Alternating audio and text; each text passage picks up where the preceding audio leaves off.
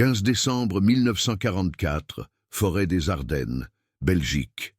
La neige tombait en flocons épais et silencieux, étouffant le monde sous un manteau blanc et impitoyable. Le vent sifflait à travers les pins noirs, ployés comme des sentinelles fatiguées, tandis que l'air glacial mordait la peau exposée. Au cœur de cette immensité gelée, le sergent américain Jack Harlan rampait sur le ventre, son fusil M1903 Springfield serré contre lui comme un vieil ami.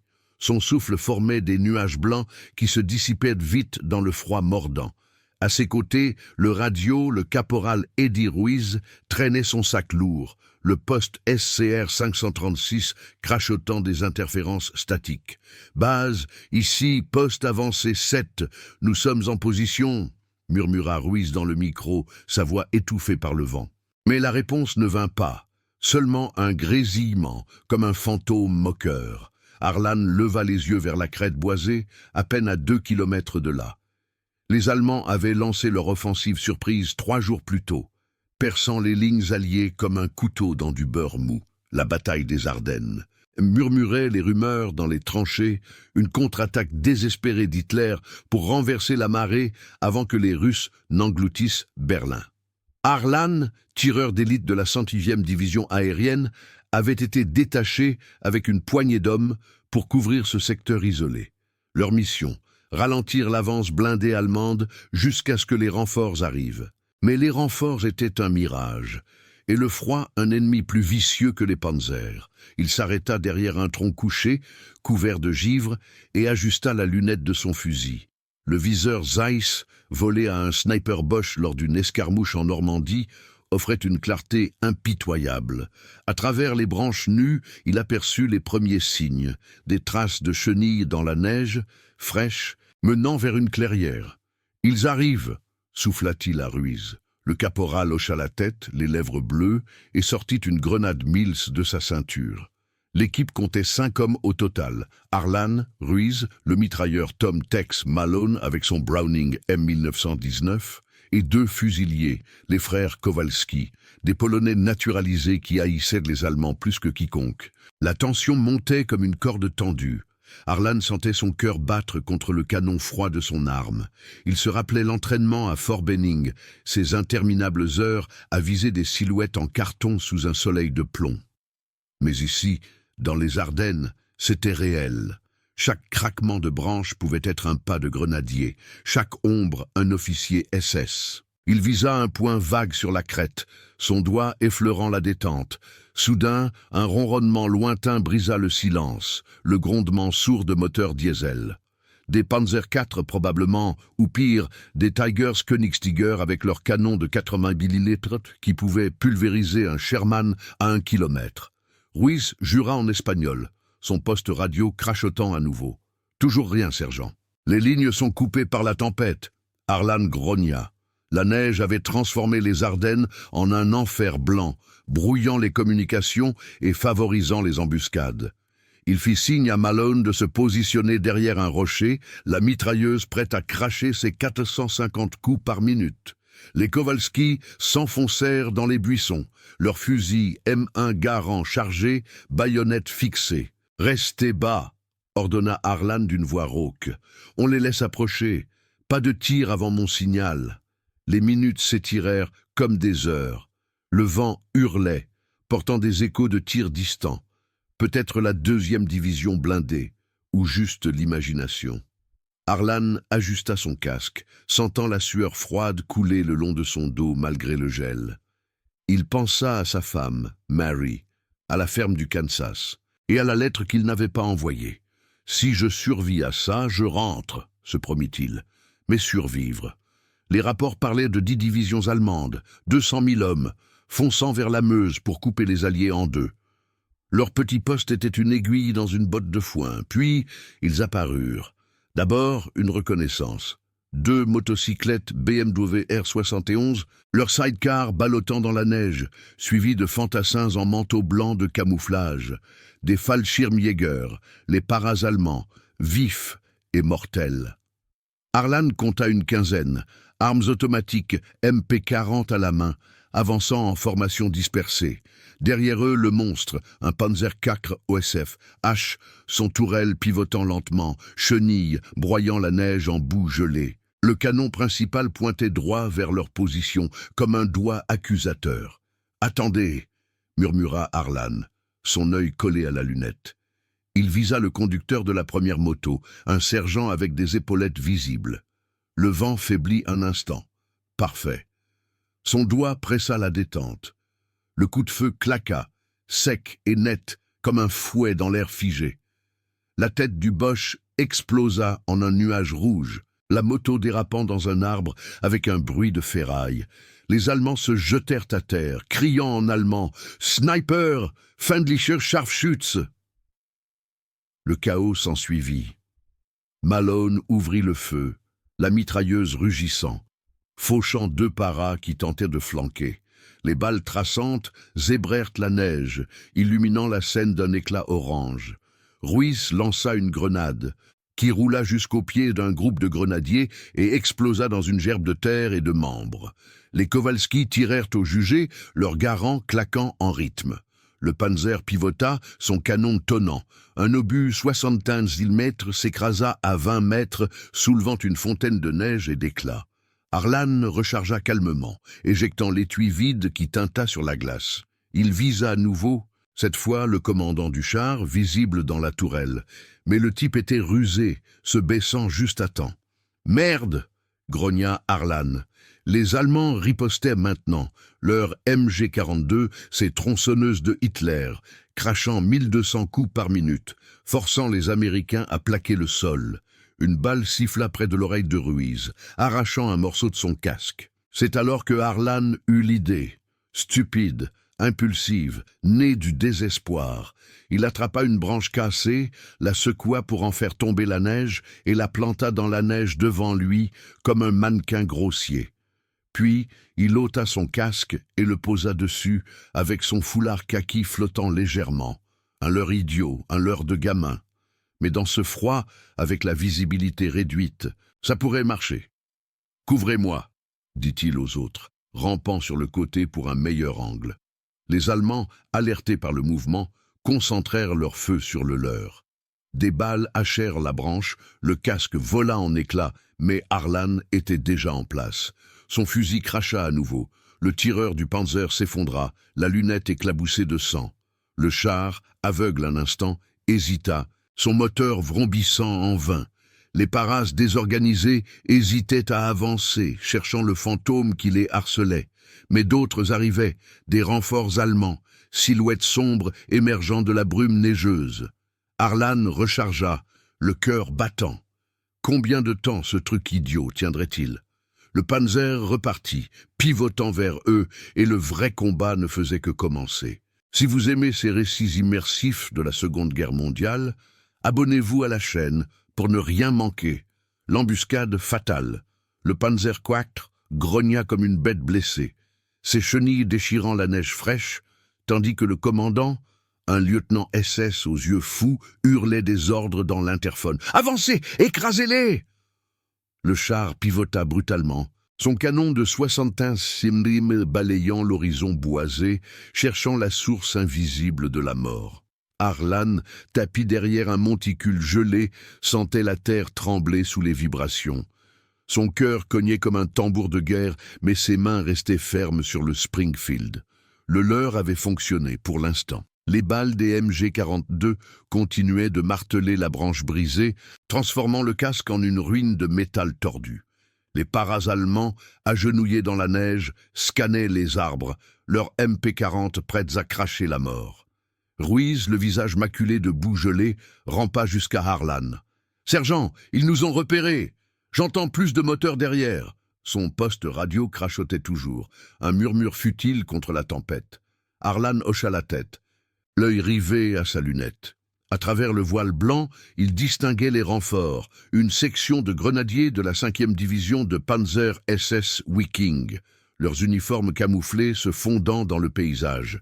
Une dizaine d'hommes, armés de STG-44, ces fusils d'assaut innovants qui transformèrent la guerre en boucherie rapprochée, et un half-track SD KFZ, 251 qui crachait une fumée noire.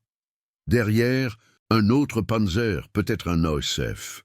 J, avec son blindage renforcé, se profilait comme un géant invincible. « Tex vise le half-track », ordonna Harlan à voix basse. Malone, accroupi près de sa Browning, ajusta la bande de munitions. 30-06. La mitrailleuse toussa, un staccato furieux qui faucha les premiers grenadiers. 3 Boches s'effondrèrent, leurs cris étouffés par la neige. Le half-track vira, son MG-34 ripostant, mais Malone ne lâcha pas. Les balles traçantes dessinèrent des arcs lumineux, perçant le blindage léger du véhicule. Une explosion jaillit du réservoir, envoyant une boule de feu dans l'air froid. Les flammes léchèrent la neige, créant un îlot de chaleur infernale au milieu du gel. Les frères Kowalski entrèrent en action, leur M Garand claquant avec précision. Jeanne, l'aîné, abattit un para qui tentait de contourner par la gauche, la balle traversant le cou exposé. « Pour Varsovie !» grogna-t-il en polonais, rechargeant d'un geste fluide. Stan, son frère cadet, couvrit le flanc droit, mais une rafale de MP40 le toucha à l'épaule. Il hurla, roulant dans la neige, du sang rouge vif tachant le blanc immaculé. « Stan, tiens bon !» cria Jan, rampant vers lui tout en tirant. Harlan ignora la douleur lancinante dans ses muscles engourdis. Il visa le Panzer principal, dont la tourelle pivotait follement sans tireur. Le commandant SS, un colosse nommé Klaus Weber d'après les insignes visibles, se penchait pour regarder par l'écoutille. Erreur fatale. Harlan pressa la détente. La balle, 30-06, siffla, frappant Weber en pleine tempe. Le corps bascula en arrière, éclaboussant l'intérieur du char de cervelle et d'os. Le Panzer s'arrêta net, son équipage paniqué, le chargeur et le pilote se disputant les commandes dans un chaos de jurons allemands. Mais les renforts allemands ne s'arrêtèrent pas. Le second Panzer ouvrit le feu, son obus 60 km explosant à 10 mètres du poste américain. L'impact souleva Harlan comme une poupée de chiffon, le projetant contre un arbre. La neige amortit la chute, mais l'air fut chassé de ses poumons. Il toussa, crachant du sang tiède, et rampa vers son fusil. « Ruiz, grenade !» Le caporal, les yeux écarquillés de peur, lança 2 Mills vers le char. L'une roula sous les chenilles, l'autre frappa la tourelle. La première explosa, endommageant une chenille. La seconde fit sauter un panneau, forçant l'équipage à sortir. Imaginez-vous là, dans ce froid qui ronge les os, le monde réduit à des ombres mouvantes et des éclats de métal. Harlan se releva à genoux, son épaule déchirée par un éclat. Il visa le pilote qui émergeait, un jeune fantassin terrifié. Un tir net, et l'homme s'effondra. Le char était à l'arrêt, un colosse aveugle et muet. Les grenadiers chargèrent, profitant du couvert des arbres, leur STG-44, crachant des rafales courtes et précises. Malone fut touché, une balle lui traversant la cuisse. « Arrrr !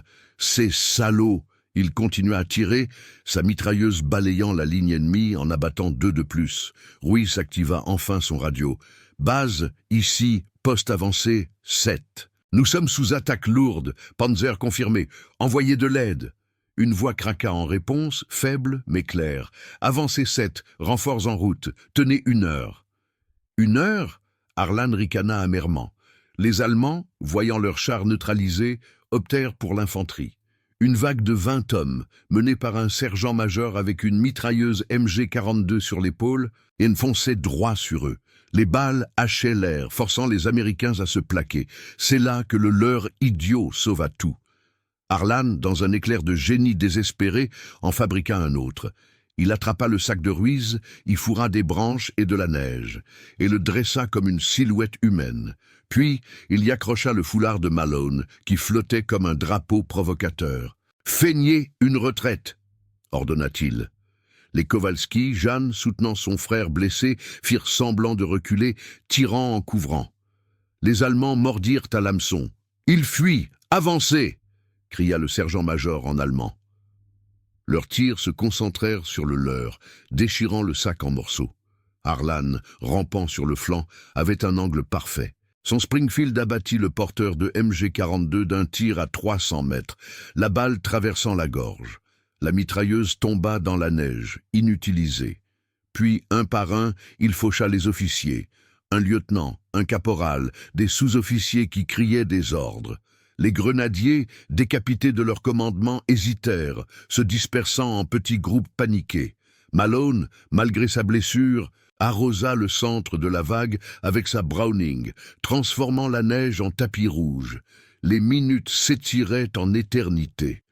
Harlan rechargea pour la 10e fois, ses doigts engourdis saignant sur les cartouches. Un para, un rescapé rusé, le repéra enfin et visa. La balle frôla le casque de Harlan, emportant un bout d'oreille. La douleur fut comme un fer rouge, mais il riposta, tuant l'homme d'un tir au cœur. Les survivants allemands, voyant leurs chars fumants et leurs chefs morts, battirent en retraite, rampant vers la crête. « Ils se replient !» exulta Ruiz, bandant la jambe de Malone.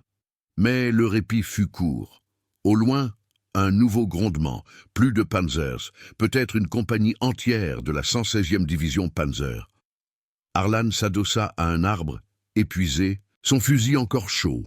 Le leur avait arrêté l'attaque, pour l'instant. Combien de temps avant que les Boches ne reviennent en force, avec de l'artillerie ou pire?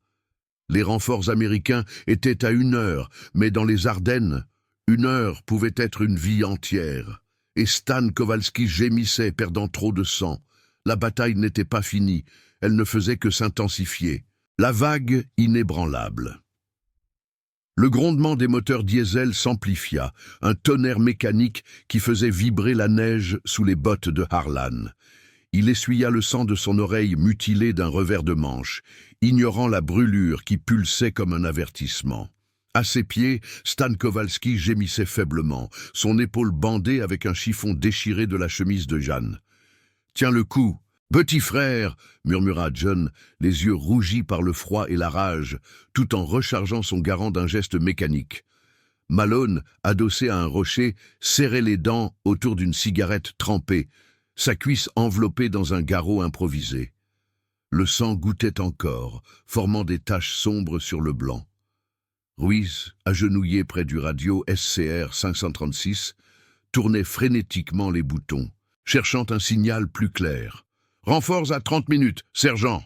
La 501e PIB a été alertée. » Harlan leva les yeux vers la crête, où la brume neigeuse se dissipait par intermittence. Les silhouettes des nouveaux arrivants se dessinaient. Pas une compagnie, mais une force blindée substantielle de la 2e division SS Panzer das Reich. 3 Panzer IV OSF. J en tête, flanqués de 2 Stug-3 Assault Guns. Leurs canons de 75 mm pointés comme des lances vengeresses. Derrière, une vague d'infanterie, une trentaine de grenadiers, équipés de Panzerfaust anti-chars et de MG-42 portés à l'épaule. Les Half-Tracks S2KFZ 251 suivaient, déversant des troupes en manteau blanc, leurs bottes claquant sur la neige durcie. Un officier à cheval, un Hauptsturmführer SS avec un foulard noir, menait la charge, aboyant des ordres. « Schnell, Zerster die Yankees !» Imaginez-vous accroupi là, le cœur serré dans un étau de glace, sentant l'odeur âcre de la poudre et du sang se mêler au pain humide. Harlan savait que leur position était compromise. Les corps des Allemands gisaient comme des poupées brisées, trahissant l'embuscade. « On ne peut pas les laisser nous encercler », dit-il d'une voix basse, rauque. « Ruiz, signale notre flanc gauche. Tex, couvre le centre. Jan, protège Stan et prépare les grenades. » L'équipe, réduite à 4 hommes valides, se repositionna dans un silence tendu, le vent hurlant comme un loup affamé. Le Springfield de Harlan reposait contre son épaule, la lunette Zeiss embuée par son souffle. Mais il l'essuya d'un pouce ganté. Les premiers tirs allemands fendirent l'air, des rafales de STG-44 qui aboyaient comme des chiens enragés. Une balle ricocha sur un tronc près de Malone, envoyant des échardes de bois dans son visage. Il riposta avec la Browning, le canon chauffant à vue d'œil, fauchant un groupe de grenadiers qui avançaient en ligne. Les traçantes illuminaient la forêt d'un éclat fantomatique, et 2 Boches s'effondrèrent, leurs cris se perdant dans le chaos. Mais les Stug-3 ouvrirent le feu, leurs obus explosant en gerbes de terre et de neige à proximité. L'un d'eux frappa un arbre à 10 mètres, le réduisant en éclats qui pleuvaient comme une averse mortelle. Jeanne hurla en polonais, tirant sur un half-track qui approchait, son garant crachant des balles, 30-06 qui perçaient les roues. Harlan rampa sur le ventre, utilisant les creux du terrain gelé pour se rapprocher. Son idée stupide, ce leurre ridicule, avait marché une fois, pourquoi pas plus? Il arracha des branches basses, les tordant pour former une silhouette vague, et y accrocha son propre manteau kaki, gonflé de neige pour imiter un corps penché. Puis, il planta le tout derrière un buisson, à découvert, comme une invitation à la mort. « Feignez le mouvement !» ordonna-t-il. Ruiz et Malone tirèrent en rafale courte pour attirer l'attention, simulant une retraite chaotique. Les Allemands mordirent immédiatement. « Dort! Der Feindfleet !» cria l'officier SS pointant du sabre.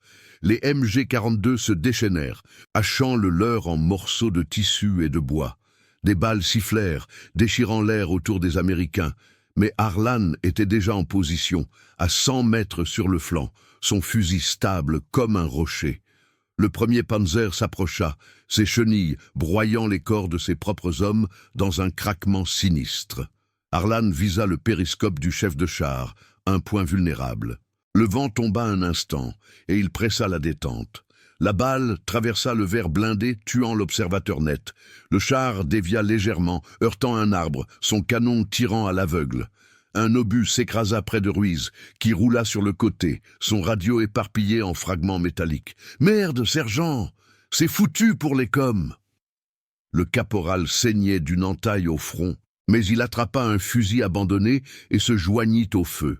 Les grenadiers, galvanisés par la retraite feinte, chargèrent en masse, leur Panzerfaust à l'épaule. Jeanne lança une grenade Mills vers le second Stu-J, l'explosion secouant le véhicule et forçant l'équipage à sortir. Harlan, dans un rythme hypnotique, rechargeait et tirait. Un sergent qui dirigeait le flanc, un tireur MG-42 qui montait sa arme, un officier qui agitait un drapeau pour rallier les troupes.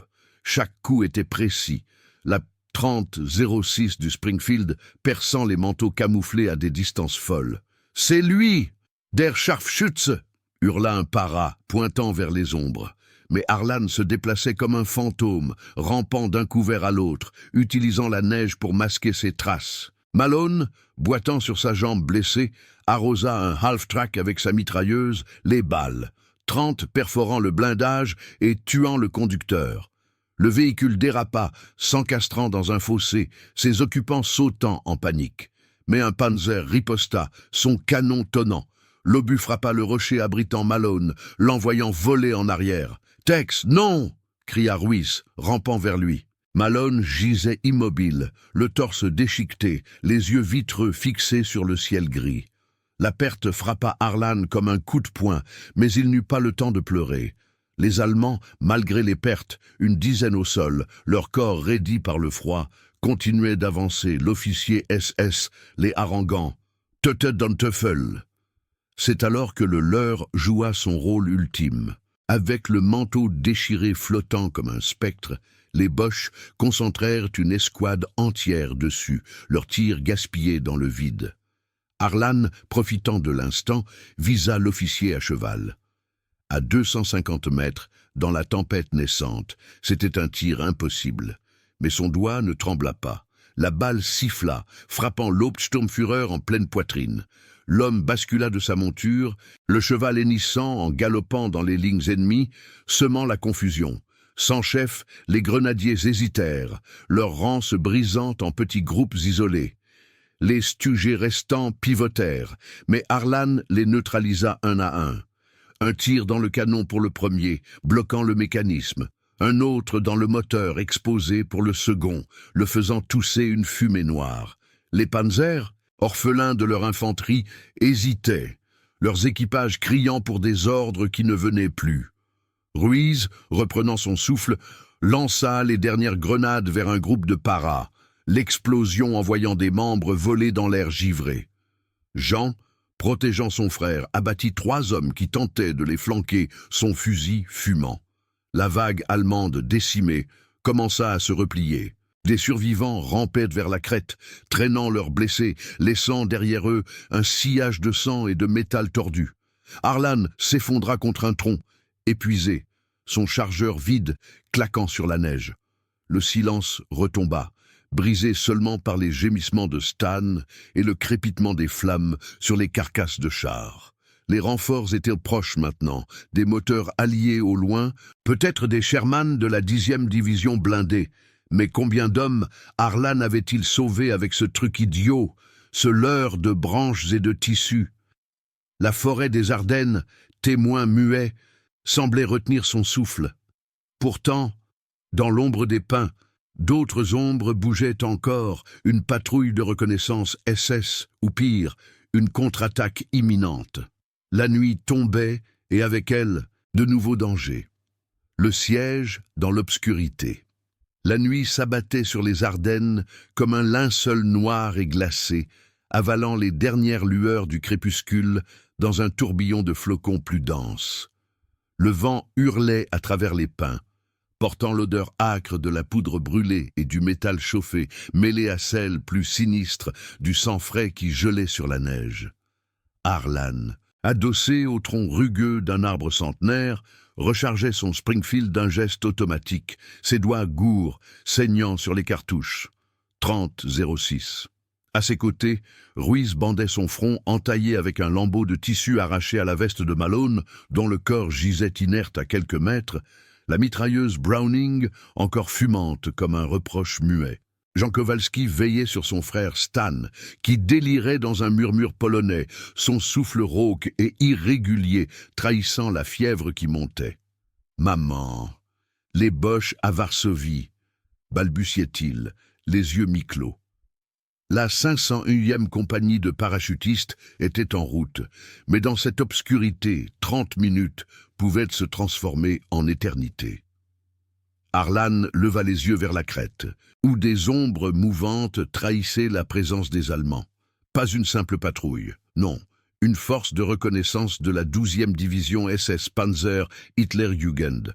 Des jeunes fanatiques entraînés à la guerre de nuit, armés de fusils FG-42 et de grenades à main Steel-Handgranate.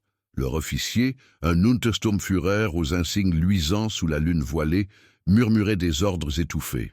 Umsengelsi, kein Gefangener.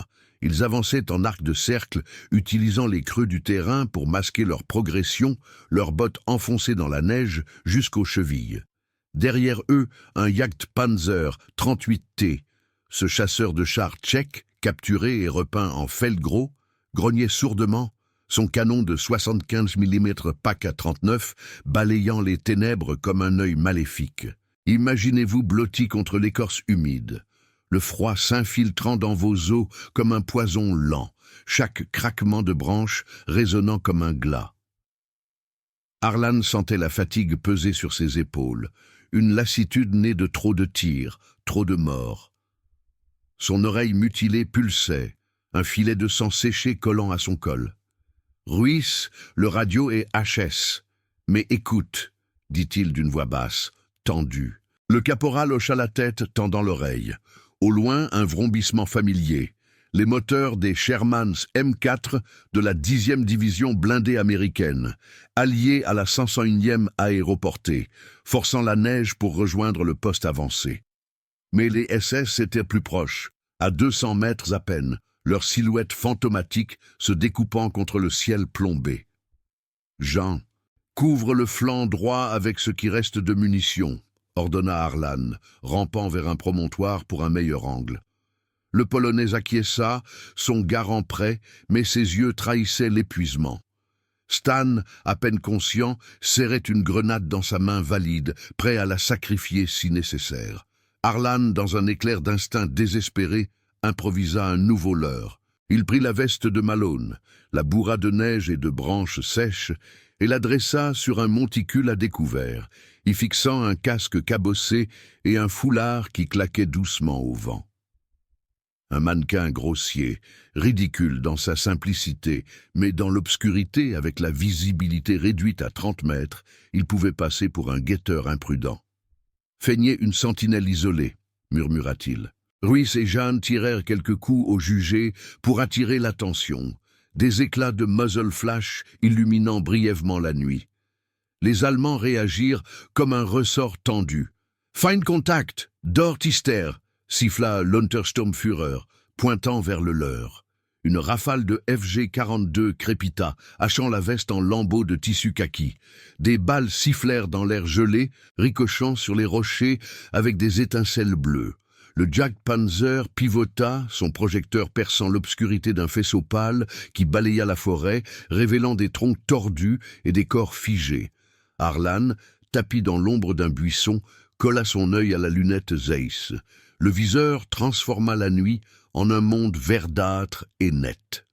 Il visa le conducteur du véhicule, visible à travers une fente d'observation. Le vent faiblit, et il pressa la détente. Le coup claqua, étouffé par la tempête, et l'homme s'affaissa, le Jagdpanzer déviant pour s'encastrer dans un arbre avec un craquement sourd. L'équipage paniqua, sortant par l'arrière, mais Ruiz les arrosa d'une rafale de son fusil emprunté, abattant le tireur principal. Les SS chargèrent, une dizaine d'hommes en formation dispersés, leurs grenades lancées en arc vers la position américaine. L'une explosa près de Jean, l'envoyant rouler dans la neige, des éclats lacérant son bras. « Ag, pour la Pologne !» grogna-t-il, se relevant pour riposter, son garant fauchant un para qui bondissait par-dessus un tronc. Stan, dans un sursaut de lucidité, arracha la goupille de sa grenade et la lança vers le groupe le plus proche. L'explosion illumina la nuit d'une flash orange, envoyant 3 Boches voler en arrière, leurs cris se mêlant aux hurlements du vent. Mais le prix fut terrible. L'effort rouvrit la plaie de Stan, et il s'effondra, le souffle coupé, ses yeux s'éteignant lentement. Harlan rechargea, le cœur serré comme dans un étau. Il visa l'Untersturmführer qui dirigeait la charge d'une voix fanatique « Vorwärts, für das Reich !» À 150 mètres, dans le noir, c'était un pari fou. La balle partit, frôlant l'épaule de l'officier qui hurla et se jeta à terre. Les SS hésitèrent, leurs tirs se dispersant sur le leur dévasté. Ruiz, rampant sur le ventre, lança les dernières grenades Mills vers un buisson où se cachaient 2 tireurs, l'explosion couvrant la neige de terre et de chair. Jeanne, boitant, couvrit le flanc, abattant un autre assaillant d'un tir au ventre, mais une balle de FG-42 le toucha en pleine poitrine. Il tituba, les yeux fixés sur Harlan. « Dites à Marie que... » Sa voix s'éteignit, et il s'écroula près de son frère. Les 2 Kowalski unis dans la mort, leurs corps enlacés dans le froid. Seul avec Ruiz maintenant, Harlan sentit une rage froide l'envahir. Le leur avait encore fonctionné, forçant les Allemands à gaspiller leurs munitions, mais les survivants, 5 ou 6 SS déterminés, se regroupaient, appelant des renforts par radio portative FUG-5. Le grondement des Sherman se faisait plus proche, leurs phares perçant la tempête comme des étoiles vengeresses. Mais un nouveau danger surgit, un Nebelwerfer, ce lance-roquettes multiple surnommé Orgue de Staline par les Russes, crachait ses salves depuis la crête. Des obus sifflèrent, explosant en gerbes de feu et d'acier autour du poste. L'un frappa à 20 mètres, soulevant Ruiz comme une feuille, le projetant contre un rocher. Le caporal toussa du sang, son bras brisé pendant mollement. « Sergent, ils arrivent, les nôtres !» Harlan rampa vers lui, tirant une dernière fois sur un SS qui visait Ruiz. La balle traversa le crâne de l'homme, le laissant choir comme une marionnette cassée. Les Nebelwerfer tonnaient, transformant la forêt en enfer illuminé, mais les premiers Sherman émergeaient enfin, leurs canons de 75 mm répondant par des salves qui firent trembler la terre. Les SS, pris en tenaille, se replièrent en hurlant, laissant derrière eux un chaos de corps et de débris. Harlan, épuisé, serra son fusil contre lui, protégeant Ruiz blessé. Le leur idiot avait tenu, arrêtant l'attaque une fois de plus, mais à quel prix? Les renforts arrivaient, des voix américaines criant « 101e, on est là !» Mais dans l'ombre persistante, un dernier groupe de Boches rampait encore, leurs yeux luisants de haine. La nuit n'était pas finie, Et Harlan savait que l'aube apporterait une bataille plus féroce, où un seul sniper devrait encore faire la différence. L'aube de la victoire amère.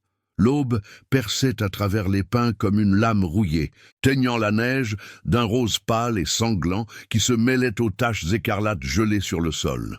Le vent avait faibli, laissant place à un silence oppressant, brisé seulement par les craquements sporadiques des branches lourdes de givre et les gémissements étouffés de Ruiz, dont le bras brisé pendait comme un membre inutile. Harlan, le dos contre un tronc écorcé, serrait son Springfield contre sa poitrine, l'arme encore tiède des derniers tirs. Son oreille mutilée n'était plus qu'une croûte brûlante, et une fatigue profonde, comme un plomb dans les veines, menaçait de l'engloutir. Les corps des Kowalski gisaient enlacés à quelques pas, leurs visages figés dans une paix éternelle, tandis que Malone et les Boches formaient un tapis macabre sous la lumière naissante. Le Jagdpanzer fumait encore, son canon tordu pointé vers le néant, et les échos des Nebelwerfer s'estompaient au loin, remplacés par le ronronnement approchant des Shermans M4A3 de la 10e division blindée. « Tiens bon, Eddie !»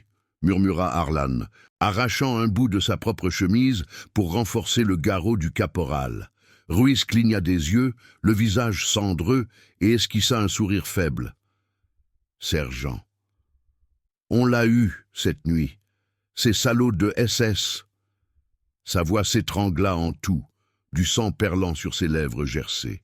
Harlan hocha la tête, mais son regard balayait la crête boisée, où des ombres persistantes trahissaient la présence d'un dernier groupe allemand. Pas une patrouille isolée, non. Une contre-attaque désespérée de la 12e SS Panzer Hitlerjugend, menée par un Obersturmführer fanatique aux yeux injectés de sang.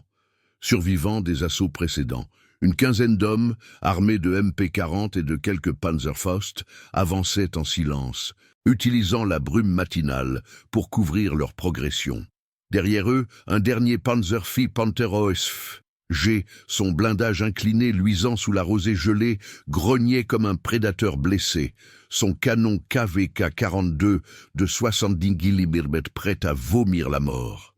Imaginez-vous là, dans cette aube impitoyable, le froid mordant vos poumons à chaque inspiration, l'odeur de chair brûlée et de diesel flottant comme un linceul. Harlan sentait le poids de la nuit sur ses épaules. Les frères Kowalski, Tex Malone, tous partis pour ce poste avancé oublié. Mais il n'y avait pas de temps pour le deuil. Les premiers Sherman émergeaient de la forêt, leurs chenilles broyant la neige en boue, les phares balayant les arbres comme des yeux accusateurs. 101e. « Position sécurisée ?» cria une voix amplifiée depuis le char de tête, un M4A3E8 Easy 8 avec son canon long de 76 mm. Harlan se redressa, agitant un bras malgré la douleur qui irradiait de son épaule. « Ici, poste avancé 7, on a tenu, mais ils sont encore là-haut. Les renforts, une platoon de la 501e bataillon de parachutistes, flanqués de 2 Shermans et d'une section d'infanterie, se déployèrent rapidement, leurs fusils M1 Garand et mitrailleuses M1919 A4 prêtes. Le sergent-chef des parachutistes, un Texan trapu nommé Riley, sauta de son half-track M3 et s'approcha en rampant. « Bon sang, Harlan, vous avez fait un carnage ici. Les rapports parlent de 3 assauts stoppés net. Comment ?» Harlan désigna le leur déchiré, ce tas de branches et de tissus kaki flottant comme un fantôme moqueur. « Un truc idiot, sergent, des leurres pour les faire tirer dans le vide. Et mon fusil. » Riley ricana, mais ses yeux trahissaient le respect. « Eh bien, continuez, on prend le relais. » Mais les Allemands ne lâchaient pas. L'Obersturmführer SS, un géant nommé Heinrich Voss d'après les insignes sur son col, aboya des ordres étouffés. « Letzte Offensive, Zerstör die Verstärkung !» La vague se lança, les Panzerfaust sifflant vers les Shermans. Un obus anti-char frappa le premier char de plein fouet, perçant le blindage frontal et envoyant une boule de feu dans l'air froid. L'explosion illumina la clairière. projetant des éclats qui fauchèrent 2 parachutistes. Les mitrailleuses américaines rugirent en réponse, les 30-06 traçant des lignes de feu orange qui abattirent 4 Boches en pleine course. Le Panther pivota, son canon tonnant. Un obus traversa un arbre près de Riley, l'envoyant au sol avec des échardes enfoncées dans la chair. Harlan, ignorant les ordres de se replier, rampa vers un nouveau couvert, son Springfield en bandoulière. Ruiz, soutenu par un médic, murmura « Sergent, laissez-les !» Mais Harlan secoua la tête. « Pas encore. Ils visent les chars. » Dans un sursaut d'énergie désespérée, il improvisa son dernier leurre. Il attrapa un casque abandonné, le ficha sur une branche courbée et y noua un foulard ensanglanté qui claquait au vent naissant. Puis, il bourra un sac vide de neige et de feuilles mortes, le dressant comme un guetteur exposé sur un monticule proéminent. « Feignez l'attaque !» cria-t-il à Riley. Les parachutistes mordirent à l'hameçon, tirant des rafales vers la crête pour simuler une charge, attirant les yeux ennemis sur le mannequin grotesque. Les SS se ruèrent, leur MP-40 crachant des rafales folles sur le leur. Des balles hachèrent le sac, déchirant le tissu en confettis kaki qui dansèrent dans l'air. Voss, monté sur le Panther, pointa du doigt « Dort, teutet in !» Le char avança, chenilles déchirant la neige, mais Harlan était déjà en position, à 200 mètres sur le flanc, son œil collé à la lunette Zeiss. Le viseur captura Voss, penché dans la tourelle, hurlant des imprécations. Le vent était calme, l'aube claire. Harlan pressa la détente. La baie 30-06 siffla, traversant le cou de l'officier comme un éclair. Voss bascula en arrière, éclaboussant l'équipage de sang, le Panther déviant follement pour percuter un rocher. Le chaos s'empara des Allemands. Sans chef, les grenadiers hésitèrent, leurs Panzerfaust tirés au hasard, manquant les Sherman qui ripostaient maintenant avec précision. Un obus de 76 mm frappa le flanc du Panther, perçant le blindage et faisant jaillir des flammes intérieures. L'équipage sauta, mais les mitrailleuses américaines les fauchèrent comme du blé mûr. Riley, se relevant malgré ses blessures, lança une grenade vers un groupe de SS. L'explosion envoya des membres voler, couvrant la neige d'une brume rouge. Harlan rechargea, tirant méthodiquement, un porteur de Panzerfaust au cœur, un tireur MP-40 à la tempe, un sergent qui tentait de rallier les fuyards. Chaque coup était un marteau, brisant la volonté ennemie. Les derniers Boches, décimés à moins de 5 hommes, battirent en retraite vers la crête, leurs cris de défaite se perdant dans la forêt. Le Panther brûlait comme un bûcher funéraire, illuminant l'aube d'une lueur infernale. Les Sherman avancèrent, consolidant la position, tandis que des médics accouraient vers Ruiz et les blessés. Harlan s'effondra à genoux, le fusil glissant de ses mains engourdies. Le leurre idiot, ce simple tas de branches et de tissus, avait encore une fois renversé la donne, arrêtant net une attaque qui aurait pu percer les lignes alliées. Riley s'approcha, posant une main sur son épaule. « Vous avez sauvé Bastogne, Harlan. Les généraux vont en parler. » Mais Harlan ne répondit pas, fixant les corps de ses hommes, le poids des pertes comme une encre dans son âme.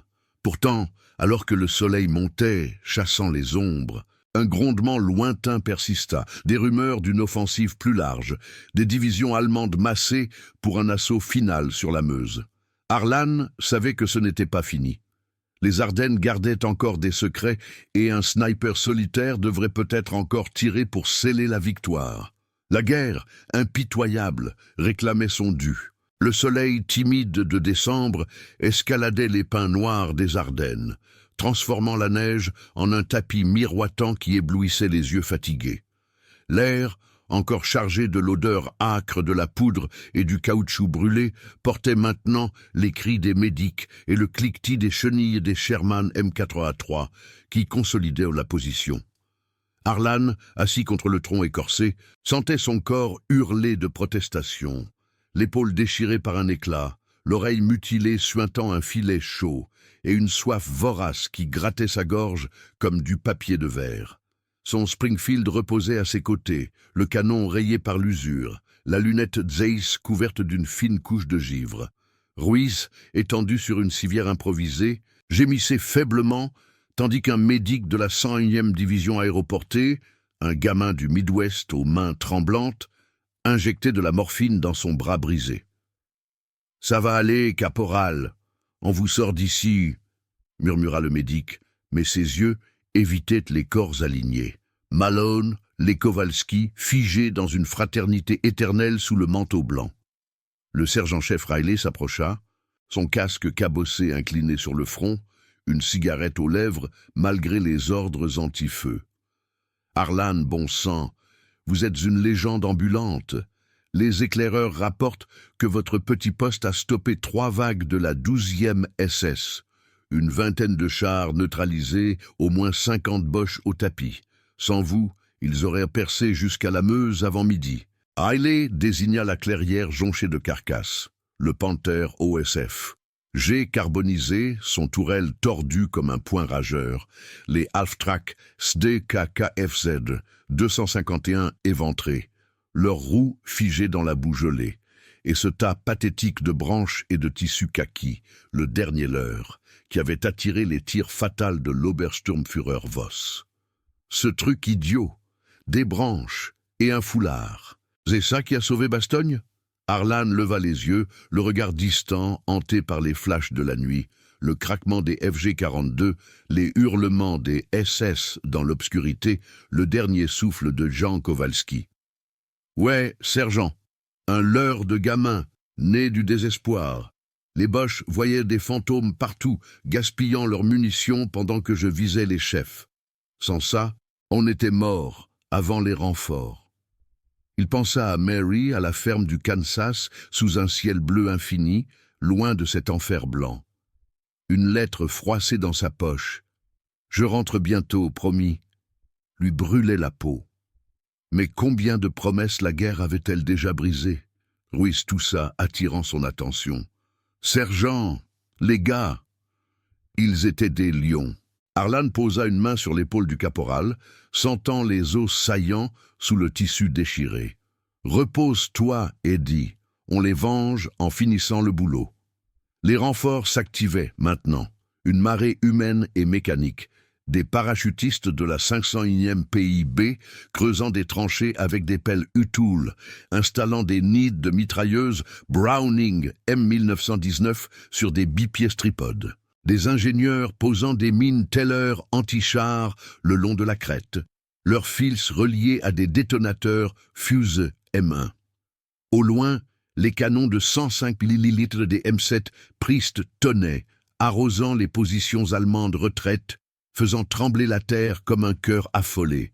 Un officier de liaison, le lieutenant-colonel de la 10e blindée, un Virginien sec aux yeux perçants, s'approcha avec un poste radio SCR 300 sur l'épaule. « Poste avancé 7, c'est vous ?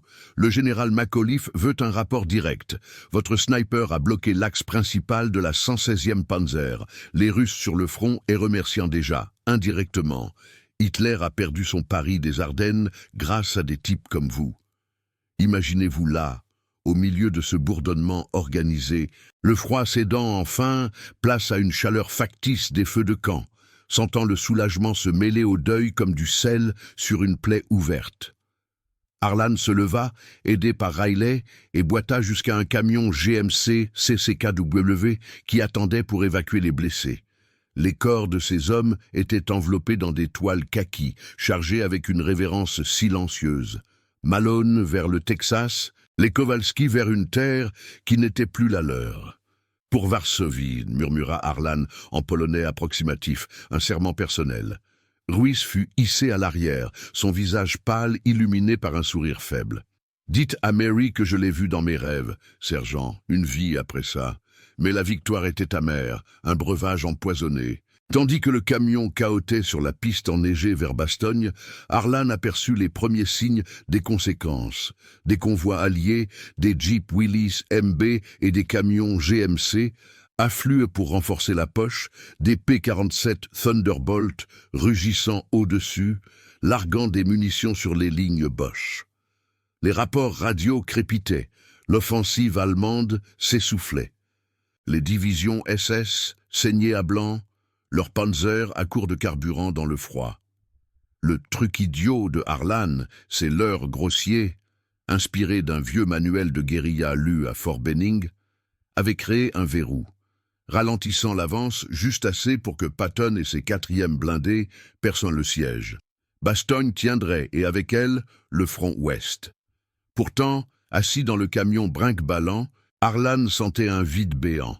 Combien d'autres snipers solitaires, dans d'autres forêts gelées, paieraient le prix pour Berlin?